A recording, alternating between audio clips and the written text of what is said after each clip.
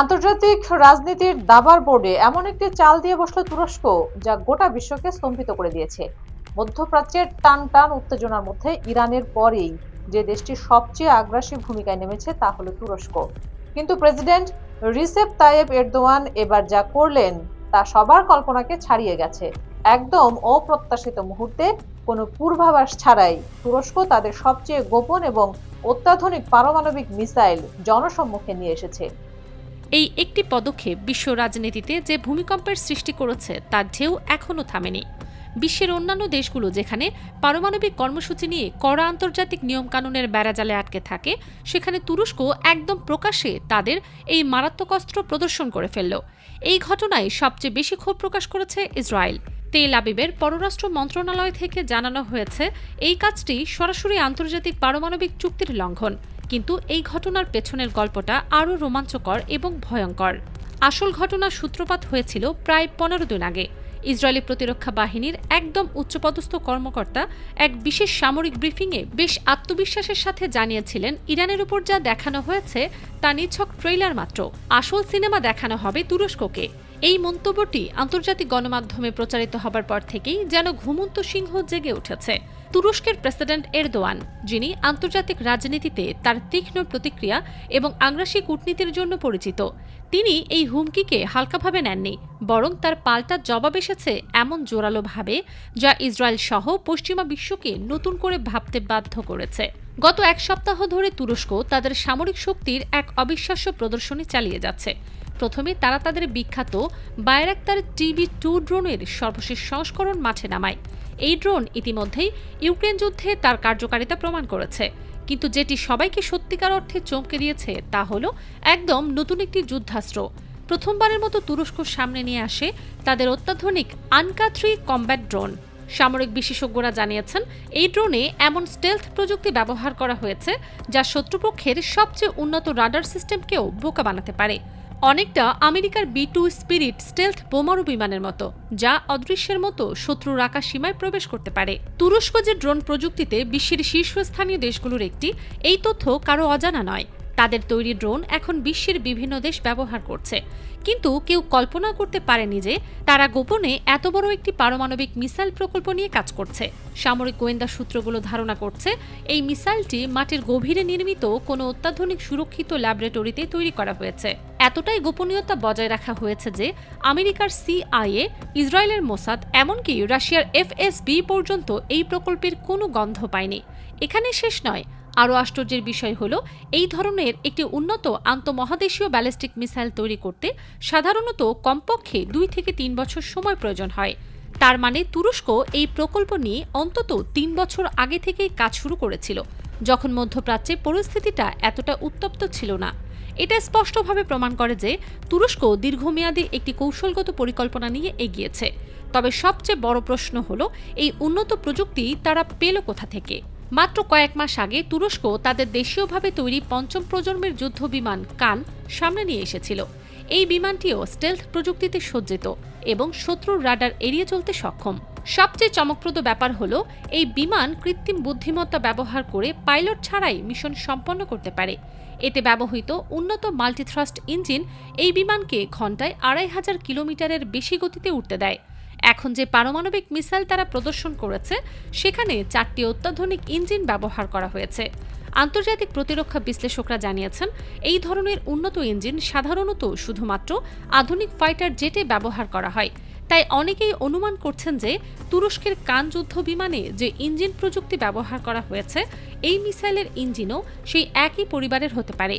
যদি এটা সত্য হয়, তাহলে বুঝতে হবে তুরস্কের প্রকৌশলীরা তাদের দেশীয় প্রযুক্তিকে বহুমুখী ব্যবহারের জন্য অসাধারণভাবে উন্নত করেছে। বিভিন্ন গোয়েন্দা রিপোর্ট থেকে জানা গেছে, এই মিসাইল একবার উৎক্ষেপণ করা হলে 13,000 কিলোমিটার দূরের লক্ষ্যবস্তুতে নির্ভুল আঘাত হানতে সক্ষম। এই দূরত্ব মানে হলো তুরস্ক থেকে ইউরোপ, মধ্যপ্রাচ্য, এশিয়া এবং আমেরিকার যে কোনো স্থানে আঘাত হানা সম্ভব। কিন্তু তুরস্ক শুধু মিসাইল প্রদর্শন করেই থেমে থাকেনি, তারা এই মিসাইলের সফল পরীক্ষাও চালিয়েছে। এই পরীক্ষাটি এতটাই গোপনে করা হয়েছিল যে আমেরিকা বা ইসরায়েলের কোনো স্যাটেলাইট বা গোয়েন্দা সংস্থা এ ব্যাপারে কোনো তথ্য আগে থেকে পায়নি। এটা নিজেই একটা বিশাল কৃতিত্ব, কারণ বর্তমান যুগে কোনো কিছু গোপন রাখা প্রায় অসম্ভব। বিশেষ করে যখন বিশ্বের সবচেয়ে শক্তিশালী গোয়েন্দা নেটওয়ার্ক 24 ঘন্টা নজরদারি করছে। বিশেষজ্ঞদের মতে এই ধরনের পারমাণবিক মিসাইল একসাথে 12 থেকে 15টি স্বতন্ত্র ওয়্যারহেড বহন করতে পারে। এর মানে হলো একটি মিসাইল দিয়ে 15টি আলাদা আলাদা শহরে একই সময়ে আঘাত করা সম্ভব। এই প্রযুক্তিকে বলা হয় মাল্টিপল ইন্ডিপেন্ডেন্ট রি-এন্ট্রি ভেহিকল বা MIRV। তবে সবচেয়ে বেশি আলোচনা হচ্ছে এই মিসাইলের ইঞ্জিন এবং প্রপালশন সিস্টেম নিয়ে। এই ধরনের অত্যাধুনিক রকেট ইঞ্জিন প্রযুক্তি বর্তমানে শুধুমাত্র কয়েকটি দেশের কাছে আছে। রাশিয়া, চীন, উত্তর কোরিয়া, পাকিস্তান এবং ইরানের নাম এই তালিকায় আছে। তাই স্বাভাবিকভাবেই অনেক বিশ্লেষক ধারণা করছেন যে তুরস্ক হয়তো এই দেশগুলোর একটি বা একাধিক দেশের সাথে গোপন সহযোগিতার মাধ্যমে এই প্রযুক্তি হাতে পেয়েছে। বিশেষ করে পাকিস্তানের সাথে তুরস্কের সামরিক সম্পর্ক অনেক গভীর ও দীর্ঘদিনের। পাকিস্তান, যারা নিজেরাও একটি পারমাণবিক শক্তি এবং তাদের ব্যালিস্টিক মিসাইল প্রযুক্তি বেশ উন্নত, তারা তুরস্ককে সাহায্য করে থাকতে পারে। অন্যদিকে ইরানের সাথেও তুরস্কের সম্পর্ক জটিল হলেও অনেক ক্ষেত্রে সহযোগিতামূলক। ইরানের ব্যালিস্টিক মিসাইল প্রোগ্রাম অত্যন্ত উন্নত এবং তারা বিভিন্ন ধরনের মধ্যম ও দীর্ঘপাল্লার মিসাইল তৈরি করেছে। কিছু গোয়েন্দা রিপোর্ট ইঙ্গিত দেয় যে তুরস্ক এবং ইরান কিছু প্রযুক্তিগত তথ্য বিনিময় করে থাকতে পারে। তবে এসব নিছক অনুমান এবং কোনো নিশ্চিত প্রমাণ এখনও সামনে আসেনি। এই পারমাণবিক মিসাইল প্রকাশের পর সবচেয়ে বেশি হতবাক হয়েছে ইসরায়েল। তারা কখনোই ভাবেনি যে তুরস্কের হাতে এমন মারাত্মক অস্ত্র রয়েছে। ইসরায়েলি প্রধানমন্ত্রী বেনিয়ামিন নেতানিয়াহু এই ঘটনার পর একের পর এক জরুরি সভা ডেকেছেন। তার মুখের ভাব ও বিবৃতি থেকে স্পষ্ট যে তিনি এই পরিস্থিতিতে একদমই খুশি নন। ইসরায়েল ইতিমধ্যে আমেরিকার সাথে সর্বোচ্চ পর্যায়ে নিরাপত্তা বৈঠক করেছে। ওয়াশিংটন থেকেও গভীর উদ্বেগ প্রকাশ করা হয়েছে। ন্যাটোর একটি গুরুত্বপূর্ণ সদস্য হিসেবে তুরস্কের এই পদক্ষেপ পশ্চিমা জোটের জন্য নতুন মাথাব্যথার কারণ হয়ে দাঁড়িয়েছে। উল্টো দিকে প্রেসিডেন্ট এরদোয়ানকে সাম্প্রতিক ছবিতে দেখা গেছে কালো চশমা পরে বেশ আত্মবিশ্বাসী ভঙ্গিতে ঘুরে বেড়াচ্ছেন। তার শরীরের ভাষা বলে দিচ্ছে যে তিনি এই মুহূর্তে বেশ শক্তিশালী অবস্থানে আছেন। তুরস্কের উত্তর সীমান্ত অঞ্চলে নৌবাহিনী, বিমান বাহিনী, সেনাবাহিনী যৌথভাবে ব্যাপক সামরিক মহড়া চালাচ্ছে।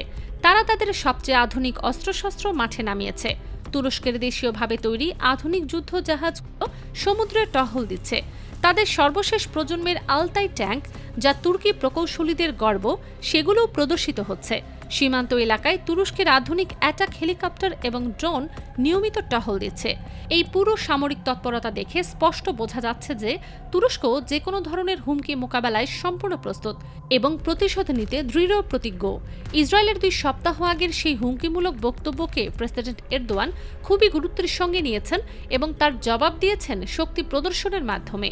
মধ্যপ্রাচ্যের বর্তমান অস্থির পরিস্থিতিতে ইরান যেভাবে ইসরায়েলকে জবাব দিয়েছে, সেই একই সাহস ও দৃঢ়তা এখন তুরস্কের মধ্যেও দেখা যাচ্ছে। আন্তর্জাতিক সম্পর্ক বিশেষজ্ঞরা মনে করছেন, বর্তমান পরিস্থিতিতে ইসরায়েল সম্ভবত তুরস্কের সাথে সরাসরি সংঘর্ষে জড়াতে চাইবে না। কারণ তুরস্ক শুধু একটি শক্তিশালী সামরিক বাহিনীর অধিকারী নন, তাদের ভৌগোলিক অবস্থানও অত্যন্ত কৌশলগত।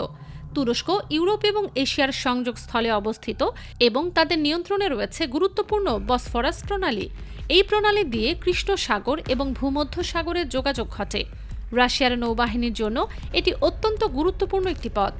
গোটা বিশ্ব এখন বুঝতে পারছে যে তুরস্ক আর আগের মতো নেই। তারা শুধু মধ্যম শক্তির একটি দেশ নয়, বরং তারা এখন গুরুতর সামরিক ক্ষমতার অধিকারী একটি আঞ্চলিক পরাশক্তি। তাদের হাতে এখন উন্নত ড্রোন প্রযুক্তি, 5ম প্রজন্মের যুদ্ধ বিমান এবং সর্বোপরি দূরপাল্লার পারমাণবিক মিসাইল রয়েছে। এই পারমাণবিক মিসাইল প্রদর্শনী তার সবচেয়ে বড় প্রমাণ। তুরস্কের এই নতুন সামরিক শক্তি মধ্যপ্রাচ্যের ক্ষমতার ভারসাম্য পুরোপুরি বদলে দিতে পারে এবং আগামী দিনগুলোতে এই অঞ্চলের রাজনীতিতে নতুন মেরুকরণ তৈরি হতে পারে।